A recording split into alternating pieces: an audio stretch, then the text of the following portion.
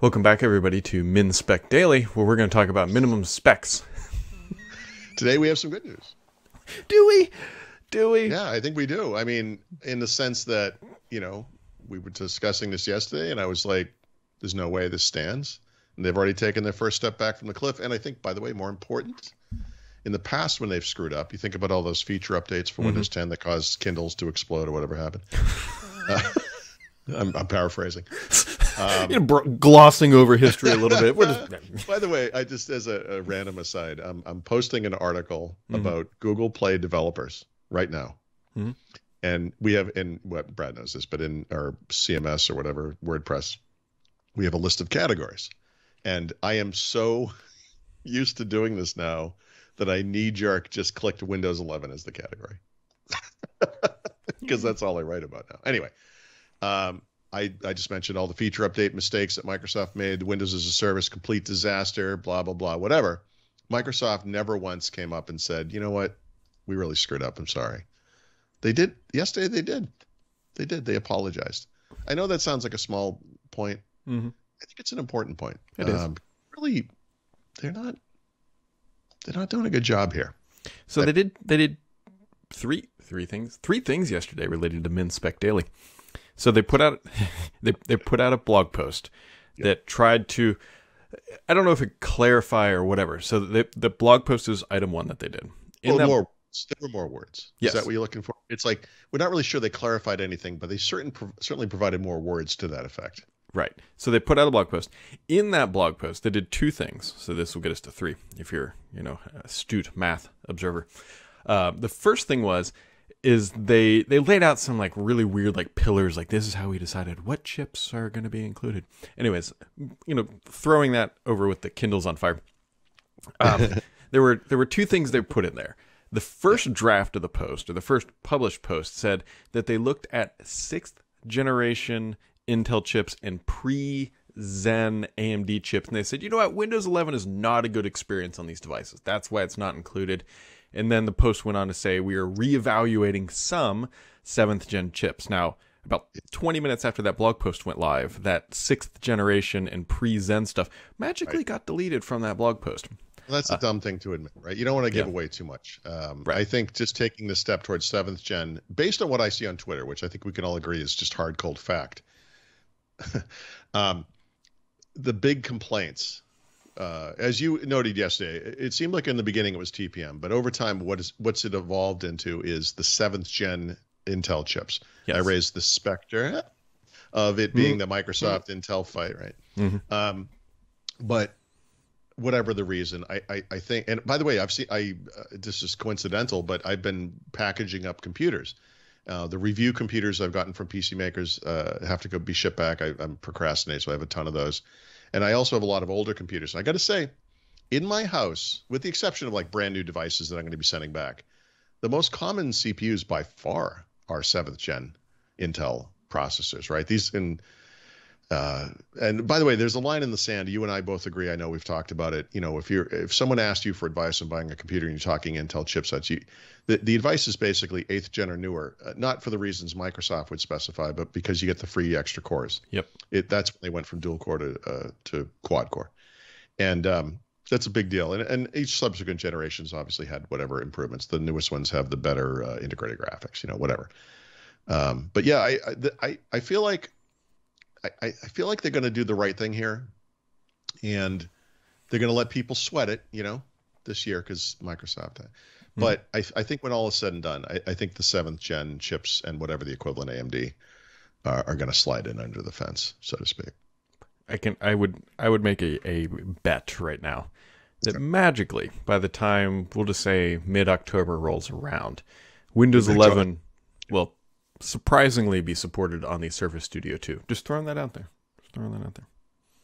Yeah, I mean, Surface Studio 2 is tough because they sold like 17 of them, but then again, but those are the people who spent the most on a Microsoft hardware product, and it kind of falls into that gaming PC category. It doesn't matter if the numbers are small; these guys are lucrative customers. You don't want to piss them off. You lose those guys, you lose them forever, right? Those guys buy an iMac next year or this year, they're never coming back. And, that to me, that's job one. This is and I've been saying this about Windows for a long time, and granted, when the PC market was sliding downward at a rapid rate, it was an easier argument to make, but I still think it's pertinent today. A lot of what Microsoft can and should do and is now doing with Windows is designed to stop the flow of people from the platform, right?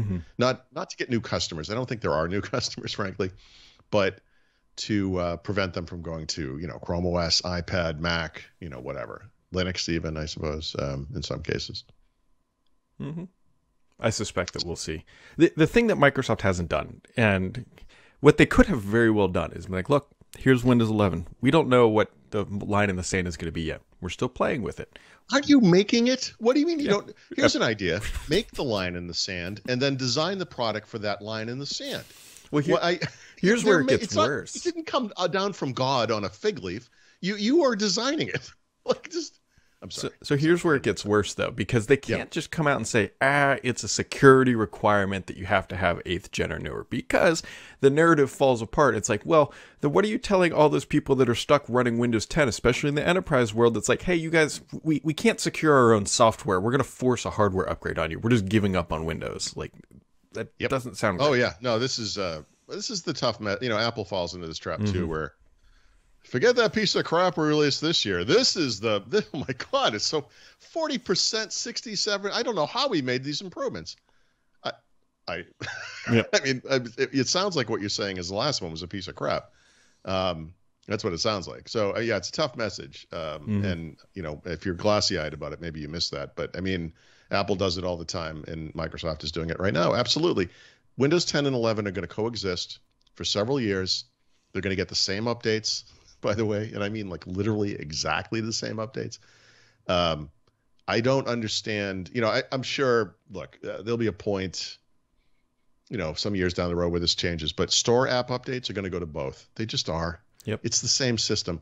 Office, big news. Office is going to look awesome on Windows 11. Oh, also on Windows 10. Don't mention that. Those changes are for everybody. They just made a point in Project Reunion of separating new features from the underlying OS. Guess what? Everything new could come to Windows 10. Now, there are going to be features built into the OS, right? Maybe that don't. But are you telling me that they're not going to bring Meet with Microsoft Teams or whatever the hell it's called, Chat with Microsoft Teams, to Windows 10? Come on. Yeah, it'll eventually.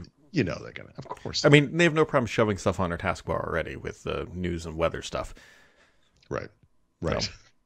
Which, by the way, I've upgraded several machines now to the official Windows 11 build, right? Mixed results. We should talk about this. Really? There are examples where the File Explorer is the old one. It's not the new one. I can explain that, though. That's an easy fix. You need to run Windows Update. Okay. Because no, I'm not even kidding. No, I'm not questioning you. I'm questioning why that would be required. Because it downloads an update that unlocks that experience. It might be a registry key tweak or whatever, but it was done to prevent leaks as a part of all this testing. So I had this problem too because I don't have the new store. I knew instantly this was a Microsoft bug, and this is the shoddy level of quality that we get in Windows these days. But whatever. I'm going to try that right now in the system. I bet it fixes it. Okay. No, I'm not doubting you. I just don't. This company makes me crazy. Anyway, I've kind of lost track here. So I've updated a bunch of computers, like I said. Very interesting differences between portable computers and desktop computers with what you see in, I think it's called quick settings. We're going to get used to the names. There's stuff like, the Store app. I did notice, by the way, with Store, if you upgrade to Windows 11 and run Store right away, you get the old Store, and you're like, oh, come on. That's because it hasn't run that update. Yeah. So, but see, here's the thing. On this computer, on this computer, yeah, see, this computer is breaking your rule here because, and this is a Windows 10 and ARM device. Oh, well, see, that doesn't count. Okay. Well, come on. Like, saying it has the old File Explorer, it has the new Store. There are no updates to install. Well, the store I think the Store is different than the File Explorer, though, because the File Explorer, I believe, needs a system update. The Store like self downloads itself. Well, unless it's coming through in this Windows Defender antivirus update, I don't think I'm going to get it. Anyway, it doesn't matter. None of this matters. It's early days. We can throw on, whatever. Yep. There'll be improvements. So there, if you didn't read it, and God knows these posts are terrible and hard to read, but the Windows Insider post about this build lists approximately 1,100 known problems, known issues, whatever they're calling them. And, it's beta 1 or whatever you want to call it. It's the first release, so it's going to take a little while for them to clean this stuff up. And based on history, maybe never. I will say, though, I was surprised at how complete some of the UI work was. Like, the settings app is, like, all done. Like, it's done. Like, it's there. There's no... You know what? Right. So that doesn't surprise... And by the way, I would say the store, too, right? I mean, other than the thing. But, as far as but these are apps that they can develop in isolation, right? Because they would run fine on Windows 10. It is Windows 10. Like, so they've been testing, they've been doing that internally for a while. So that's going to take a little while to get used to. It's fascinating to me if you follow the trajectory of the settings app from Windows 8 to the Windows 10.0 through all the, creator updates and blah, blah, blah. It got denser and denser and denser and more features and more from control panel. And now they've kind of rejiggered it so that the front page of settings is now always available on the side panel. Mm-hmm. It's an interesting choice because you've got levels of hierarchy and whatever, but it looks different. It looks new. It's a little more colorful, et cetera. It's neat. But, the quick settings thing, we're not calling it Action Center anymore, but actually, in fact, the Action Center shortcut, which is Windows key plus A, now launches quick settings, not notifications. It's kind of interesting. I guess, okay, fine. I don't know where the A is in quick settings, but whatever, that's fine. Well. I feel like these things were developed, they definitely were, right? They were just developed in isolation so they can kind of be applied willy-nilly or whatever. So yeah, I don't know. There's still, if you use light mode, you'll notice in some windows the window buttons up at the top, minimize, maximize, and close, are invisible. Yeah, I've run into that. Not completely. I mean, they're one shade of white off, so you can, if you look at it, you kind of see them. And if you mouse over the close one, it comes up red, so you can see it. But yeah, it's just whatever. That's the type of thing that will be fixed. It kind of makes me think I could probably start working on the book right now. Are you going to do a new book? Definitely doing a Windows 11 book. I'm going to try to make it less big, but we'll see. I got to tell you something, though. I'm just curious what you think about this. And I don't mean to stoke the controversy around Panos Panay. I know that for some people, he's this beloved speaker who really connects with them on a visceral level. Mm-hmm. And to others, it's like this kind of creepy, hands-off, like, oh, God, stop talking, please. You're making me sick to my stomach. He's very divisive in that way. It is interesting to me, and I certainly see both sides of it. Glad he didn't bring his teenage daughter into this discussion on this last thing. I was talking to my wife about Windows 11 because she's fascinated by technology and loves everything I have to talk about. And, of course, but I was just talking to her about how busy it's been this past week and how Microsoft screwed up the communication on this thing. And I had tweeted, like, you have to wonder about the psychology of a company that knows that this 8th gen thing, TPM2, is going to cause a shit show of controversy, and then says, yeah, let's just go with it. You really got to wonder, like, how self-destructive and stupid this room full of really smart people can be, And what does this remind me of? It reminds me of Windows 8. And I mean all the bad things about Windows 8, the secrecy and the hiding and the not explaining themselves, and then writing really long blog posts that don't say anything, And I was like, it may not be coincidental, and I can't believe this has never occurred to me. Like when Panos Panay took over Windows, I was like, oh yeah, okay, good. At least they have a leader. I mean, he seems like at least a semi-decisive guy. Maybe he'll make some good decisions. He loves design. You never know. But here's the thing. He is literally the only executive at this company that dates back to Windows 8. That's when he came to be. Mm-hmm. Steve Sinofsky shepherded his Surface thing, made it happen, put him into a position of power, so to speak, and then he kind of rose up the ranks. And today he runs Windows. Windows is run by the only person in the entire organization who dates back at an executive level. to Windows 8. That is that troubling to anybody? Hmm. I know. Honestly, I think it's probably too early. Yeah. Well, what I'm saying though is we've already. I see your point. My point is only I don't know that maybe I would have come to it eventually. It's kind of interesting that it never occurred to me, but it is fascinating to watch what just happened and think, yeah, this is the type of thing the Windows 8 guys used to do all the time. You know? I know it probably doesn't mean anything, but I just, I'm going to pull it. I think we got to appease Hitler. It's going to be fine. Oh my God. We almost made it a month without a... You're going to have to go update the calendar over there in some 0 days. It's been 0 days since the last World War II reference. God. I don't know. I like it. I think at the end of the day, I was actually trying... And by the way, let's not lose sight of that. Yeah. I do too. I like it a lot. Yeah. It feels fresh. It's the same. It's hard to make something that's familiar to use and still feels new. Right? And you see, if you were on the dev build 2 days ago on Windows 10, you would have had all these icons, right? Your taskbar would have looked exactly the same other than being shifted to the middle. And yet you can kind of see, I hate to give them credit for this exactly, but you can almost see where like icons are only a piece of the puzzle. Like they were moving toward this. Yeah. And maybe they intended it to be 10x only in the beginning, and then eventually, I don't know what the original plan was. God knows, it's shifted a lot, but it works, I guess, is what I'm trying. It's nice. Yeah. I really want to put my desktop upstairs on it, but to keep with the theme of Min Spec Daily, I don't want to put it on there and then find out how I have to go out and buy a CPU, a new motherboard to make it work. Yeah, and that will coincide with a shortage of those components, and yeah. Yeah, I've got the Surface Laptop 4 over here, which multitasking. I'm trying to get this thing to see the light, if you will. It's like, come on. See the light mode, you mean? No. Like, actually see Windows 11. Oh, I see. Like, see the whatever you want to call it.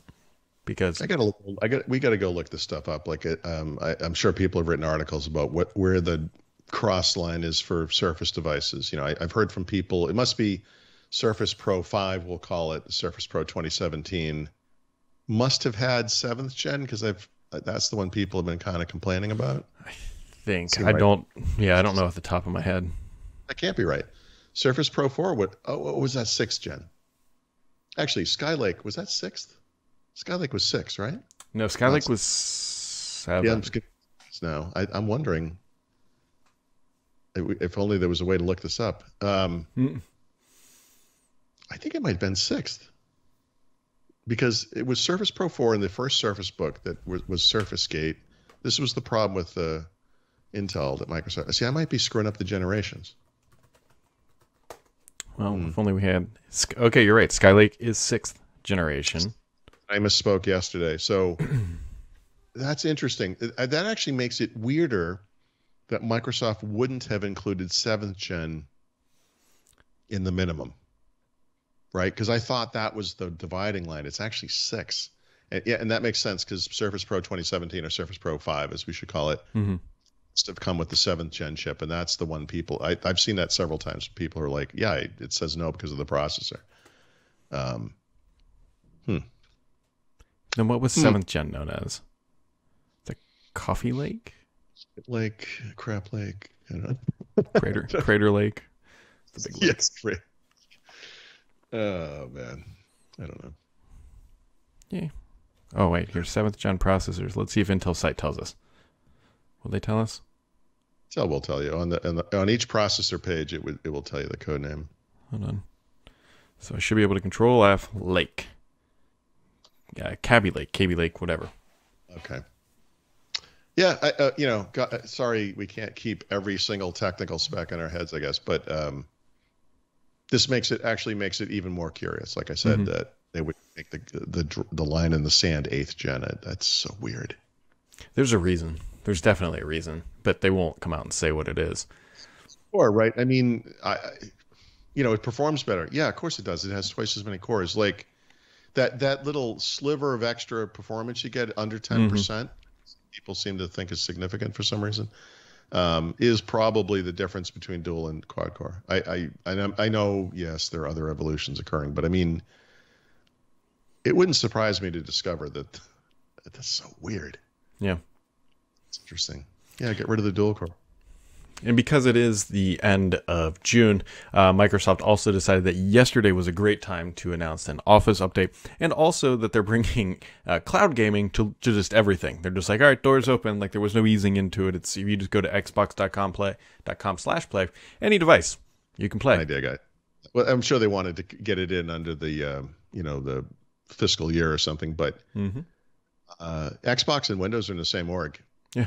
Maybe talk to each other sometimes. And maybe, I'm just throwing it out there, announce that the next day. Yeah. Like I know that a lot of these guys are trying to hit their end gear goals so they can get their bonuses. I respect that. There's Monday, Tuesday, and Wednesday of this week that you could have. Like Samsung had some announcement about Wear OS, blah, blah, blah. I had it sitting in a tab all day. And finally I was like, you know what? Compared to the 11 articles I've written today, this doesn't matter in the slightest. And I'm not writing about it. It's just... it's not their fault. I'm sure Samsung no way of knowing this was happening or whatever. But yeah, it's been a busy, 10 days. I suspect that. Well, we're also leading up. This is a holiday weekend, right? Yep. So it's just gonna. I suspect the next few days are just gonna be. I say that, and then there's gonna be like new insider builds that unlock Android apps today, and they're just gonna like layer it on. If I had to guess, I would say if we get any update out of Insider, it's going to be minor bug fixing type stuff before the holiday. And honestly, I don't even expect that. They've been on a pretty stable, like once a week sort of thing for a while. Yeah. And this is an explosion of new. I mean, they need a chance to let it settle so they can see the feedback and kind of think about how to proceed. Because if you look at the interest level in Windows over time, it just did this gigantic spike. So it's bad for us, and good for us, I guess, as well. But I mean, it's busy for us. I mean, it must be even worse for them. Mm-hmm. Good. They deserve it.